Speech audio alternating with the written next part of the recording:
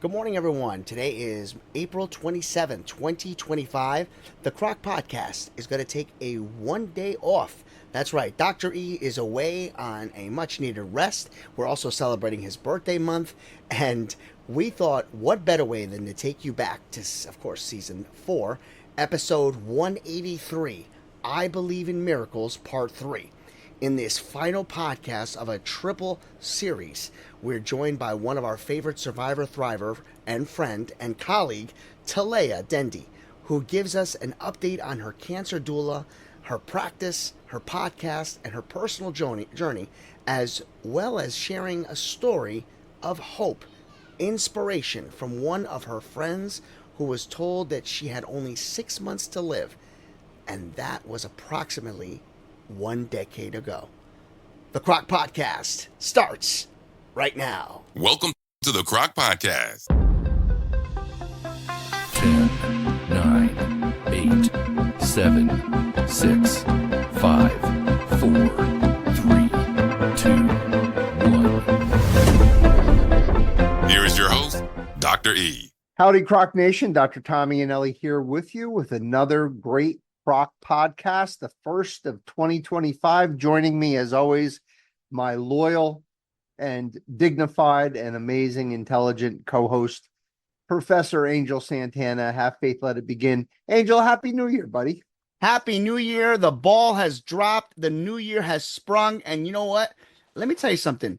I don't know about you, but I feel like 2025 is the year. It really, and I mean that. I'm not just saying that to say it. I really believe in my heart we are going to have a fantastic year this year. What do you think? I think it's absolutely 100% agreed. We are absolutely going to have a rock'em sock'em robot year. And you know why that makes me so happy is because that means that it'll benefit our survivor thrivers. So anytime we obtain any success here on the Croc Podcast, it's only success, in order to reach more survivors and help give you the tools, the resources to have a very special and a very unique and successful survivorship journey. I agree. Here. So, Angel, I had this thought. So, we were talking before we went live about the last podcast of the year. So that was the story of our friend Mary, the miracle of Mary, right before Christmas. It was just such a touching and wonderful podcast, if I don't mind saying so myself. The feedback we both have received and the response and the impact has been, outstanding and overwhelming. And I have to tell you, being a small grassroots organization in the Hudson Valley and a very small grassroots podcast, the fact that we got such a response, I would have to say that it was probably, if not the most impactful podcast, certainly in the top 5. I would have to agree. I mean, it was so good that I surprisingly put that on our podcast and Have Faith Let It Begin. Oh, thank you very much. And it got me thinking, and that could sometimes be a dangerous thing, but in this case, I hope it's a good thing because I got an idea. And my idea was, if we are going to end our years on the Croc Podcast with a medical miracle, a very inspiring story of hope, why don't we start the new year with a bookend and do the exact same thing? See, that's the beautiful thing about Croc Podcast. So we just don't know what you're going to talk about, but when you do, it's like pulling a cookie out of the cookie jar.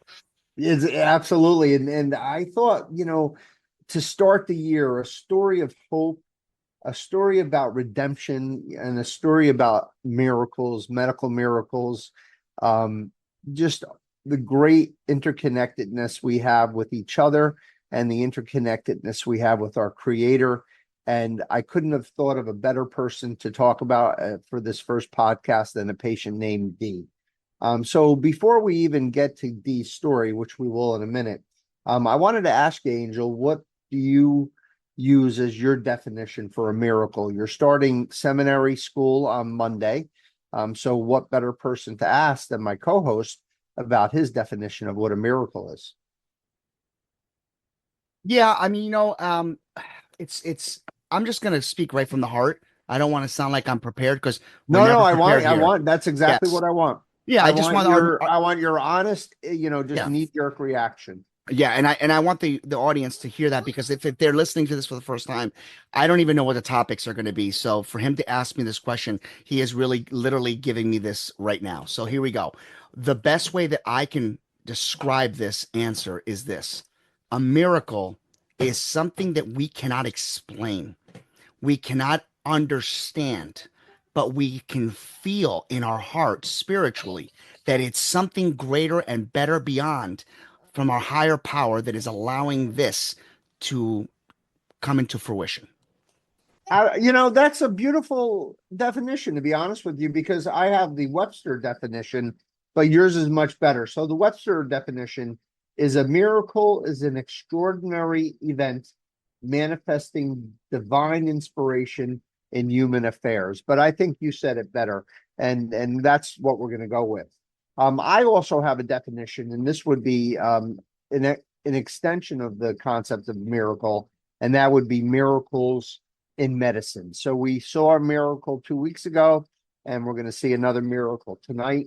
And a miracle in medicine is in those rare circumstances, those rare cases when a patient has an unexplainable response or recovery from a fatal disease. And I think that happened with Mary, and I believe that happened with Dee, and we're going to get into it in a second.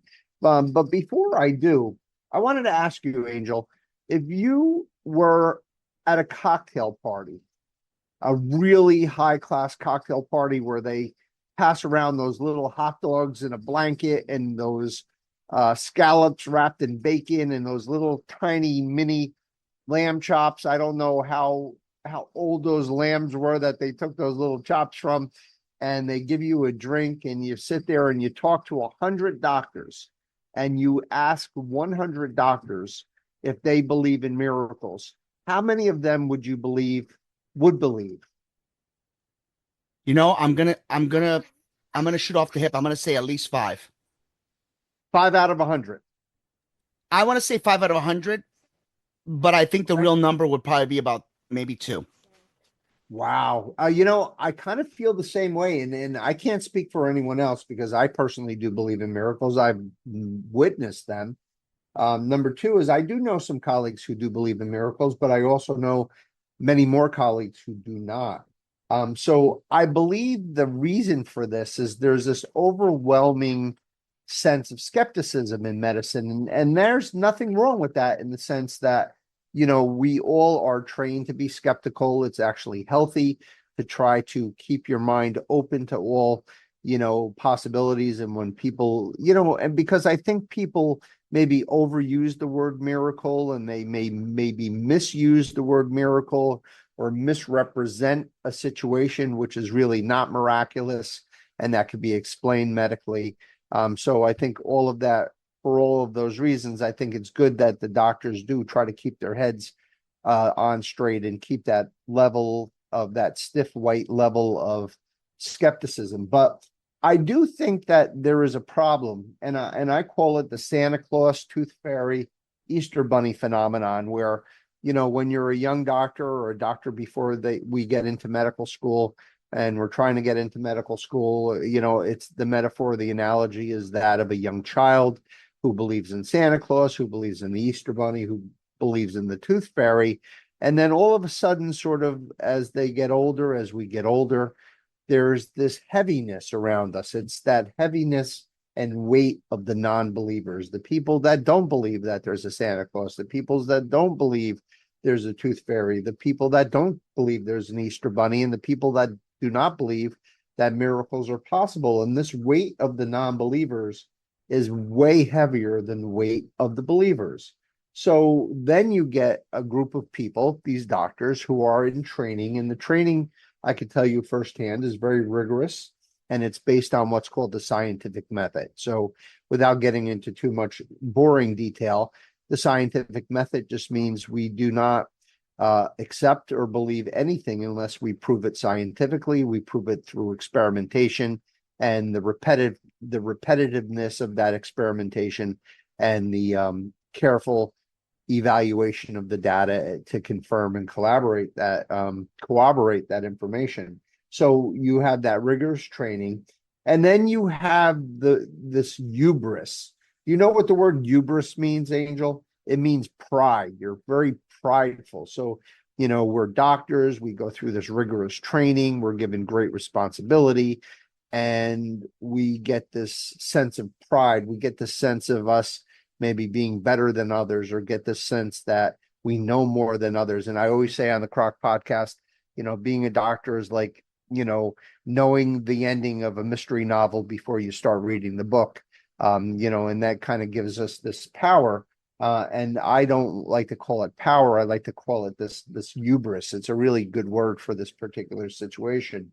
And what is really paradoxical about this, and we're going to see paradoxes in a minute, we're usually proven wrong. And I use cosmology/astronomy as an example. Everyone thinks they know something. So you read a textbook from the 1940s, and they talk about, the creation of the world. And then you read a textbook from the 1970s, and they say, well, they were wrong in the 1950s. This is how, our world was created. And then a couple of years later, they change it. And then they come up with, the Einsteinian principles of physics and all relativity. And then you have the quantum physicists, and everybody's fighting. And then one day everyone thinks they have solved the problem, the God particle and all these other kind of things that they come up with. And we're as far away from knowing what the hell is going on than we were back in the Stone Age, but we still think we're the smartest things since, as my wife would say, a dish of potato chips, which is her favorite food. So it's kind of funny, this hubris that we're not even, we're actually even wrong, and we're still prideful. But in any case, the other thing is there's a shift really toward this idol, and I call this idol, the idol of science. So we come in as believers, perhaps, believers in a higher power, in our creator, in our God. And then all of a sudden we go to medical school and get all this training, and we start shifting our belief system to that of science over the possibility that there is a higher purpose or a higher power or a creator. And then that bright light, that blinding light of learning becomes so incandescent and so loud that we forgot what we learned on the first day of anatomy lab. So you walk into the anatomy lab and you have this cadaver, and the cadaver represents the whole, right? The whole of a person, not the soul of a person, but the whole of a person. And you have to, carefully and methodically dissect the cadaver so you can understand the what I call the macro, meaning the big picture of the human body. And then we look at all of these tissues under the microscope, and we call that histology. And then we read about these books based on biochemistry and molecular biology, and we look at the micro environments of our body. So we look at the macro environment, which is the cadaver, the anatomy lab. We look at the micro, which is the histology, the biochemistry, the molecular biology. And then we get into the engineering of how this all works. So you take you have the muscles and the nerves and the bones and the brain, and you put it all together with, how the workings of the body with all of these, these disciplines put together, and you come up with, how we view the workings of the human body, and how these workings can become deviant and pathological, and how we as healers have to interject ourselves in trying to manage those dysfunctions. And in my impression, my opinion is that first day of the anatomy lab was not only the first day of my passion for doing what I do, but it did not make me stray from my beliefs in a higher power, in my God. It actually strengthened them. And what I did was I didn't turn away from the possibility of miracles. because I believe that being able to study the human body is a privilege. And when I say learning, I'm talking about a rigorous, intense, program of basically taking apart the human body and putting it back together. And to me, that was the proof that not that there was not a God or that there was not a possibility of a miracle, but the opposite, or at least the possibility that miracles can happen, which I think is a nice segue to D. So before I get into the patient, Angel, any thoughts on the content so far? I think it's amazing that you can actually look at this and say, that it was a privilege. Most people would just say, I was meant to do this. I was, born to do this. But the fact that you're able to say, look, this was a gift. And I think that it goes hand in hand with the word miracle. So we started with the word miracle. We're talking about a gift that you've been provided, and it just holds each other's hands. Yeah, I agree entirely. So, when I first met Dee, she was your typical standard, middle-aged single mom of four children. We live in Middletown, New York here in the Hudson Valley. It's unfortunately a socioeconomically depressed area, with people with a lot of health disparities and issues. And that was certainly the case with Dee. She was socioeconomically disadvantaged. She was biased by being of color. She was also disadvantaged by her mental health comorbidities, meaning she had some other, stuff going on the psychiatric side. And then again, we talk about this all the time, the healthcare disparities for those that have not, right? So not the people that have the resources, the best insurance, the people who have access to all this healthcare and the best healthcare in the world. I'm talking about the least of our brothers, the people that do not have this access. So we call that a healthcare disparity, and also a lack of proper mental health resources, which is ubiquitous everywhere where there's such a dearth of these resources. You get a patient who's in big trouble. So she had these symptoms for a while. She did not get it taken care of or get, help, because not only did she have not access to this care, she also basically had a distrust, an understandable distrust of our system. So when she finally did get diagnosed with this brain tumor and they did the biopsy, it turned out to be, the worst cancer you can get. Now, we talked about Mary's anaplastic thyroid cancer, which is the worst, and I think a glioblastoma is the worst. So I would say it's a tie, right? So if you're a New Yorker, I hope you love the Yankees as much as you love the Mets, but maybe love the Mets just a tiny bit more. But anyway, it's kind of a tie between those two for the worst cancers. And of course, Dee got this terrible brain tumor. And because of her distrust, understandable distrust, she delayed her entry to care. So what ends up happening, she stays in the community, she gets a biopsy, she doesn't have the surgery she needs, because we just couldn't do it in the community. And lo and behold, she comes to see me and she's a mess. So the first level of challenge that I had with Dee was actually getting her to trust me, because there was there was this obvious difference in our skin color and an obvious difference in our, I guess, availability to resources. You have me as a privileged, white dude, who's educated and, has pretty much everything I could possibly want. And then you have Dee, who has to probably struggle just to get food on the table. And I'm sure there's some bad feelings, just in general about, all this racial tension or whatever that we see in our society. And it took a long time. It took over a month just to get her to open herself up to the possibility of care. So you start the trust by just letting the patient put the boundaries up of what they're comfortable with. So the first thing was how we addressed her. She wanted to be addressed a certain way. She wanted the proper respect. She wanted only the people that she was familiar with. So there was our nurse Marie, who just started her first week of retirement, and she was with me. And Marie and I became the only two people that she would literally talk to.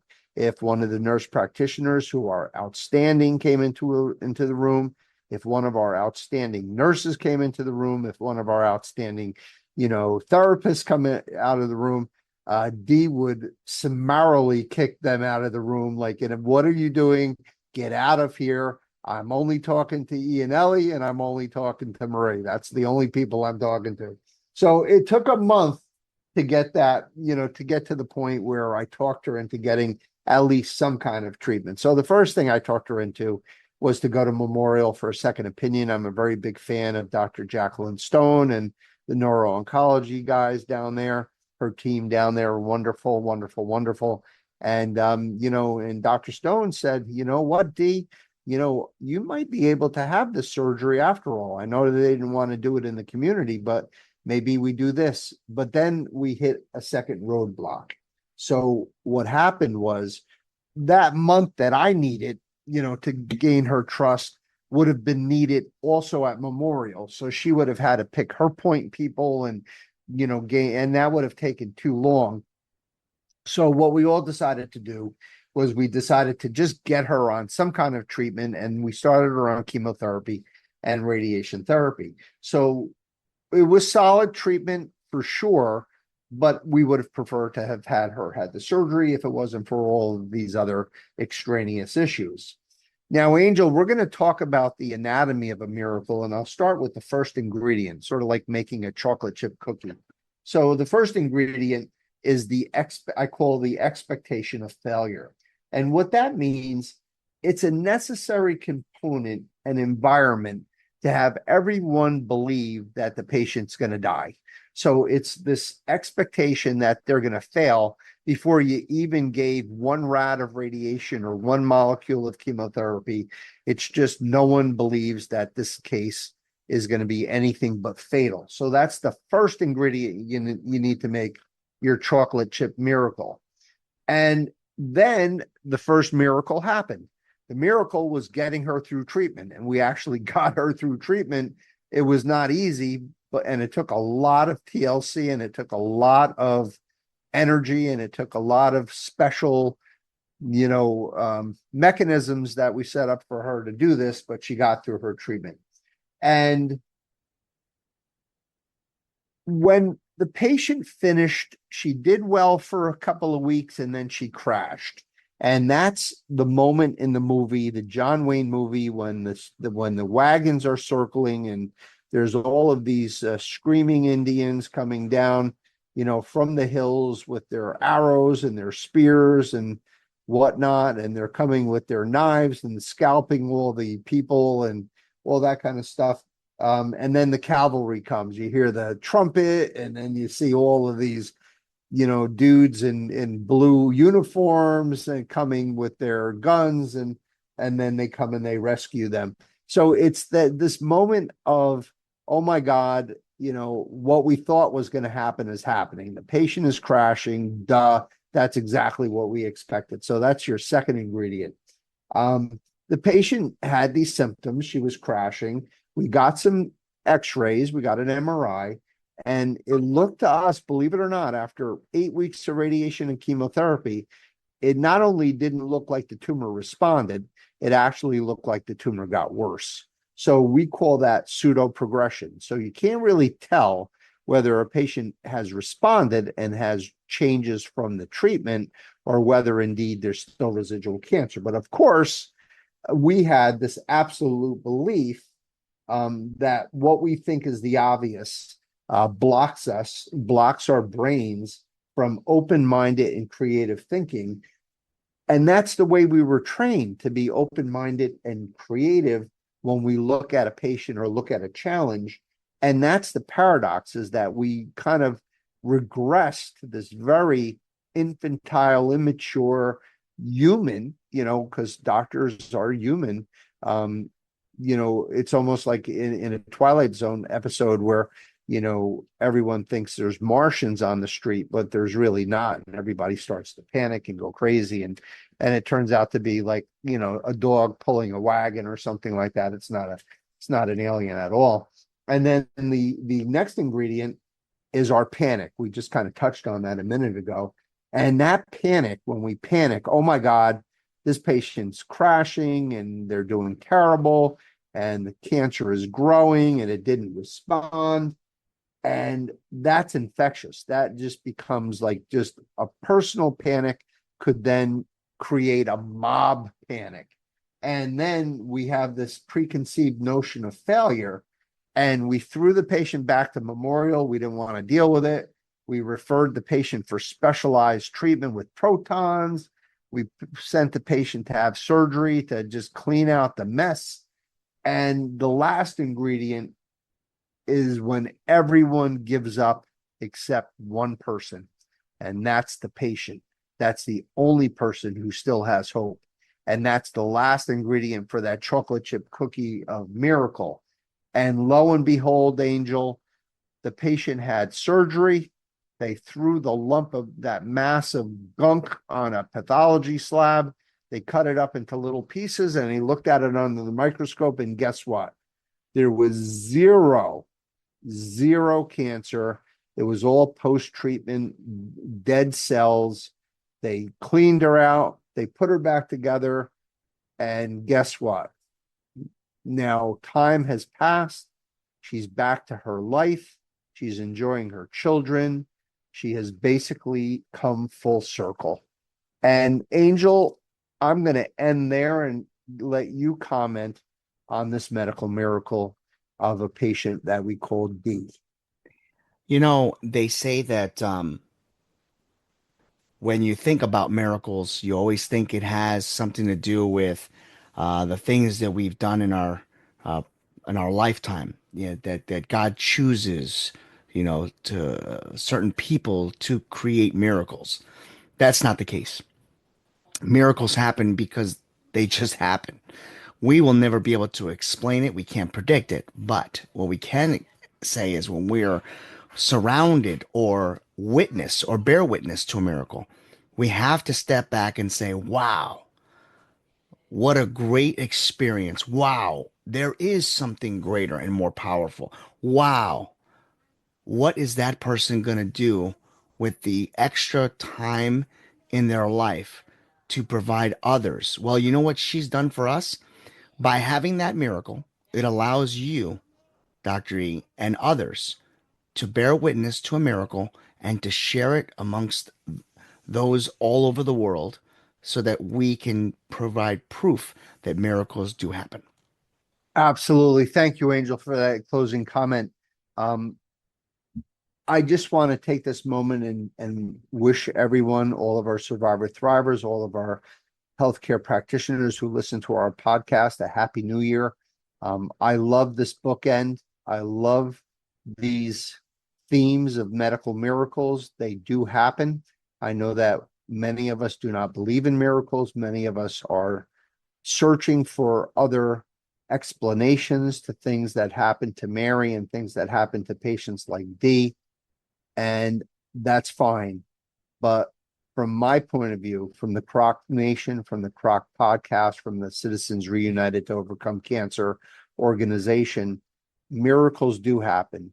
So when our survivor thriver goes into an office and is told they have 6 months to live, or is told that they have an unbeatable cancer, or are told that they're just not going to do well, I want you to take these moments, I want you to take these examples as examples of hope for you, as examples of a life vest, a buoy to help you through those swells of pessimism and those swells of nihilism and those swells of non-positivity and disbelief in what you can do and what our creator can do through you.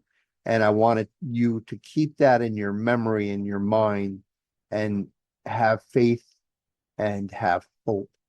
So I'm going to end this podcast, as I do each and every one, with a blessing. And that blessing is to wish all of our survivor thrivers a long, healthy, happy, and cancer-free life. God bless you. God be with you. Peace. Hey, Croc Nation. Don't forget to like, subscribe, and share the podcast to your friends. Visit our website, crocvip.com. We would love to hear your feedback.